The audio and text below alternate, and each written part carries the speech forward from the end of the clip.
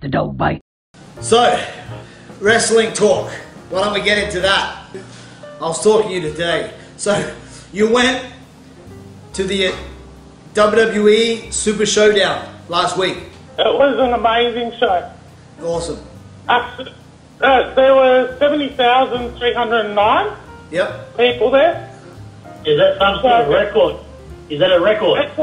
It's an Aussie record, yep. A wrestling show there. What was the record before that? I think it was like 55,000. For global warming. Yeah, we were there, Dingo, for that one. Yeah. No, Edge got his tickets. Well, That's there's a whole story. We'll have to talk about that some other time. The stories from that night. Oh, that's for another story. I'm actually looking forward to those stories. This one over there nearly fought everyone on the WWE roster backstage. Well, it was at Molly Meldrum's nightclub at the Crown Casino. He was drunk as a skunk. Well, you're pointing to me, right? I'm talking to you. Trying to fight Devon Dudley, the Hurricane, Earl Hebner's son. People had it coming. Of course they do. You're a terrible alcoholic. You're a terrible drunk. It was Chris Jericho's fault, by the way. You remember that? It was Jericho's fault. It was. Oh Yeah. no, what did Jericho do? What did Chris Jericho Anyway, Jericho was the one that got me drunk, you see? D-Rock, can you just shut up for a minute? I was just trying to be friends with the Hurricane, man. I didn't start that one, and Devon, he just couldn't handle the fact that the ladies loved me. All right, So that well, fight was my fault. you just keep it in your pants right now for a minute. Now, let TJ just talk about the show. We want to hear the show. Yeah, so Ronda Rousey wrestled. There's a lot of hate for Ronda Rousey. But I tell you what she did judo throws and double, armbar finisher. Nice. Did the crowd boo her when she came out? No, Australia loves Ronda Rousey. I thought you said there was a lot of... People say that she shouldn't be in wrestling. They don't think she's very good. You mean in general? Yeah. But in Australia, they cheered her. Yep.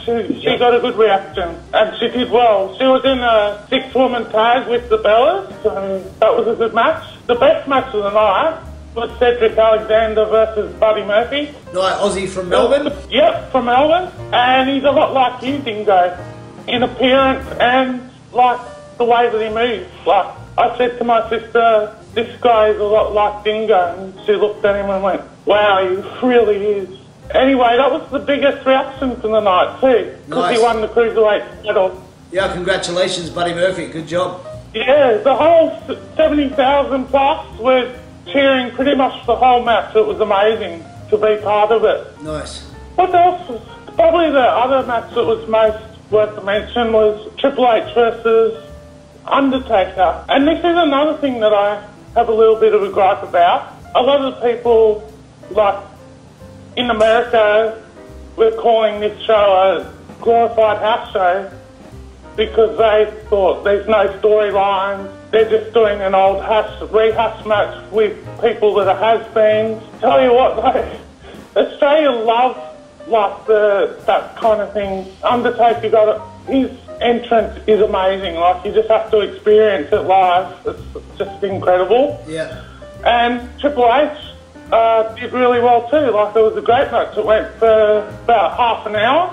It was a no disqualification match, and Triple H ended up winning. And Shawn Michaels was in Triple H's corner, and the Governor Kane was in Undertaker's corner. So it was a great night. Like, my sister loved it, and she hasn't watched wrestling for years. So it just goes to show you that WWE can put on an amazing show. That's awesome. It was really good to see that. Obviously, there are a lot of fans in Australia. Did they mention about returning? Well, there's been, apparently it's planned to be a yearly thing. Nice. So I guess that I don't know if they're going to keep, like, it'll be like I imagine actually that it might be kind of like a WrestleMania thing for Australia. Super Showdown 1, 2, 3. That's what I think. So we know that historically the WWE don't like touring too much internationally. No, but they've started to find that it's kind of a necessity now with the way that That's what I was saying. So sometimes, like Australia, you know, it's always been a funny country. Like it's got a huge following here, but only for that product, just for the WWE. And we get kind of starved. Australians get very starved. So when they, like you said, when was that global warming tour? When there was 55,000.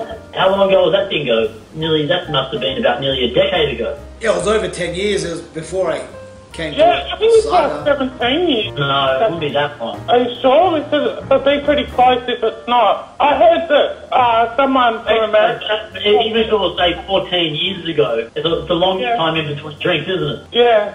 So you think that, like, that they would come out more frequently, but as we know, why they don't put the show on the road more to Australia, but it would seem like to be in their interest, and financially, I mean, it's got to be a pretty good door taking, 73,000 people. Yeah. So surely they'll make much that.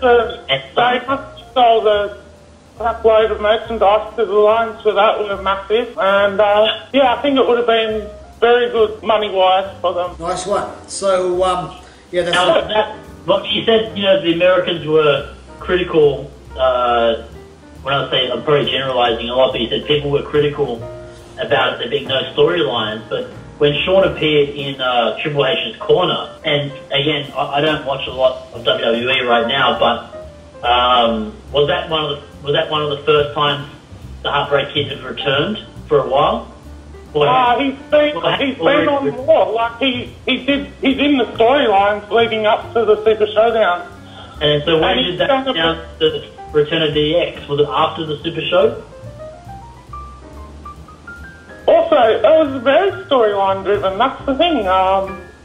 In between each match, it's like shows snippets of things that have been happening for about a month before Super Showdown. It was like a normal pay-per-view. Yeah. So I don't really understand that complaint that it's glorified. It was pretty pumped when they heard the D-Generation X song play again. Well, they didn't do that in Australia.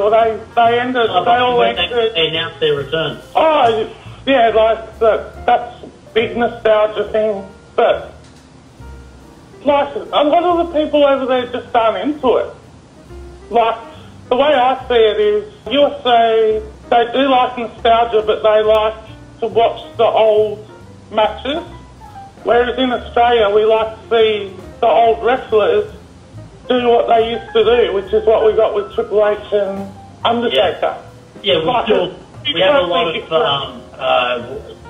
I guess kind of like we still sort of hold them in very high regard. And to see them like live in person is very much like a privilege. We feel privileged to be able to see it.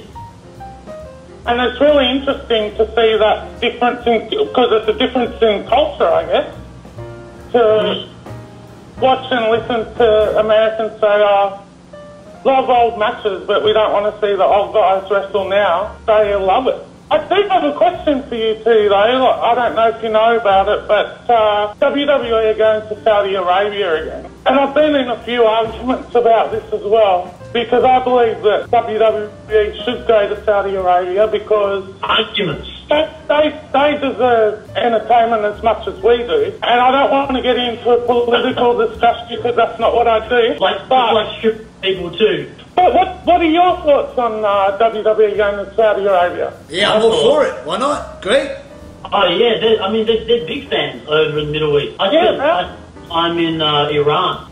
You see a lot of wrestling t-shirts in Iran. Yeah. A lot more than I see here in Australia. Yeah. So they're huge fans, and of course, in Iran, everyone knows the Iron Sheik over there. He was a very famous wrestler. He in 1979 when the Ayatollah took over. The Iranian leader at the time, and the country went under Islamic law. Changed everything, women have to cover up and all that kind of stuff. But yeah, they're still big wrestling fans. Yeah. And they deserve to be entertained. Oh, absolutely. The thing is, of course, I'm not sure WWE would have to make... I'm going to assume they're not going to bring any female wrestlers on the tour. No, they're not. Yeah, so they have to respect the laws of that. So the women couldn't... I mean, I could see, it might be pretty controversial in the country itself. Yeah. But one thing I can tell you over in that country, like, well, I know it's in Iran, is the people are lovely, very, very friendly, very lovely people. And I tell you, actually, that women are allowed to go, because they were talking about not letting women go and watch the show, but they are allowed to now. But okay, well, there'll still be a heavy, like, religious police would probably be all around the outside and probably within the venue as well, just to make sure that everything is above board during what's going on. I mean, you have to watch your step. You can't. Yeah. You wouldn't want to upset any of these Islamic leaders. Yeah, that's true. Watch their language and all that kind of stuff. I'm sure WWE would be very sensitive with all that. Yeah. They're pretty clever in what they do, I think. Yeah.